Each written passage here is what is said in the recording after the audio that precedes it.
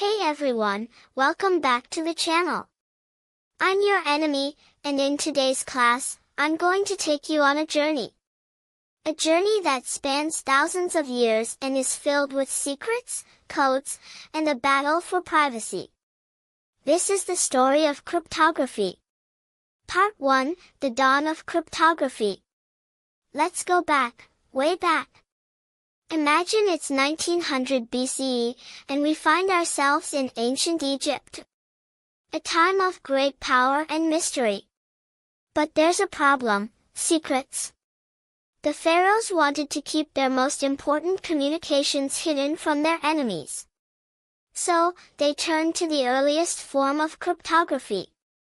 Simple, but effective. Substitution ciphers, where one symbol would be swapped for another to hide the true meaning of the message. They didn't have computers or fancy encryption machines, but they knew one thing: if you wanted to keep a secret, you had to conceal it in plain sight. The early Egyptians were masters at creating coded languages to protect their knowledge from spies. But that was just the beginning.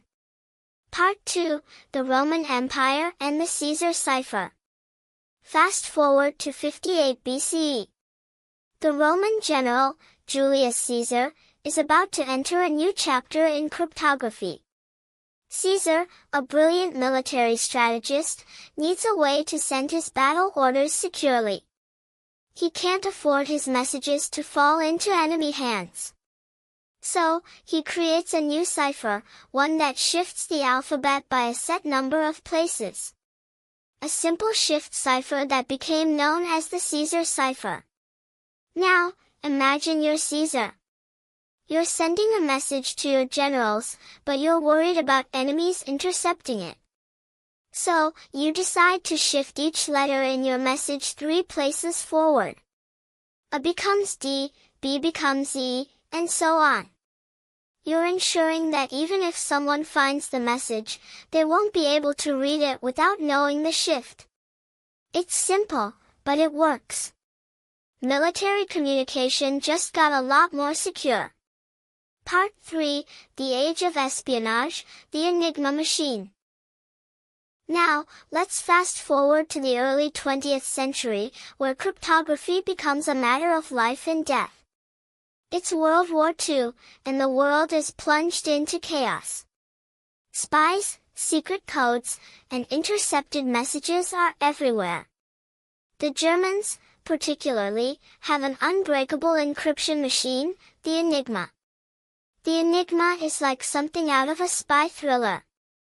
It's a cipher machine used by Nazi Germany to encode their communications. It's complex, changing with every message. The Germans believe it's completely unbreakable. But here's the thing: secrets are meant to be uncovered. Enter Alan Turing, a British mathematician, and his team of codebreakers at Bletchley Park. For months, they work tirelessly to crack the Enigma. It's like trying to solve a puzzle where the pieces change every time you touch them. But Turing is determined. He builds a machine that can analyze and break the Enigma code faster than any human could. After months of effort, they succeed. The Enigma is cracked. This breakthrough doesn't just change the course of the war, it changes the future of cryptography forever. Code breaking becomes a powerful weapon in the fight for freedom. Part 4, The Cryptography Revolution, PGP and Public Key Encryption.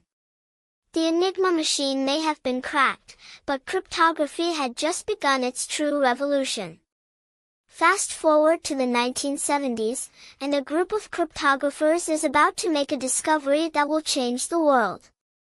The year is 1976, and 2 men, Whitfield Diffie and Martin Hellman, have just come up with an idea that will revolutionize how we protect secrets. They introduce public key cryptography, a system that allows people to communicate securely without ever having to meet or exchange keys in person. The key idea? You can have two keys, one that's public, which anyone can use to encrypt a message for you, and one that's private, which only you have and can use to decrypt it. But the real game changer comes in 1991, when a computer scientist named Phil Zimmermann creates Pretty Good Privacy, or PGP.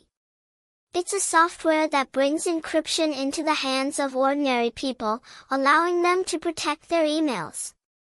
This is huge. For the first time, cryptography is no longer just a tool for governments and spies, it's available to anyone with a computer. Zimmermann's release of PGP ignites a battle for control over encryption. Governments, especially the US, want to regulate and restrict it. But Zimmermann and many others argue that privacy is a human right, and that no one should be able to control the tools we use to protect our information. Part 5, Cryptography Today, the Digital Fortress. Fast forward to today. Cryptography is everywhere. Every time you send a message on WhatsApp, make a purchase online, or even check your bank account, cryptography is working in the background, making sure your data is safe and secure. Cryptography has become a foundational pillar of the digital world. You've probably heard of blockchain and cryptocurrencies like Bitcoin. Well, cryptography is what makes those systems work. Every transaction is encrypted, ensuring that only the right parties can access and approve it. It's a new kind of financial freedom. And when you look at the future, cryptography is only going to grow in importance. Quantum computing is on the horizon, and it promises to make even the strongest encryption methods look weak. But don't worry, cryptographers are already working on the next generation of encryption, one that will stand up to the challenge of quantum power. Conclusion. And that's the story so far. From ancient Egypt to the digital age, cryptography has been at the heart of every battle for privacy and security. It's been a weapon, a shield, and a way to outsmart the enemy. In the next class, we'll dive deeper into the different types of cryptographic techniques.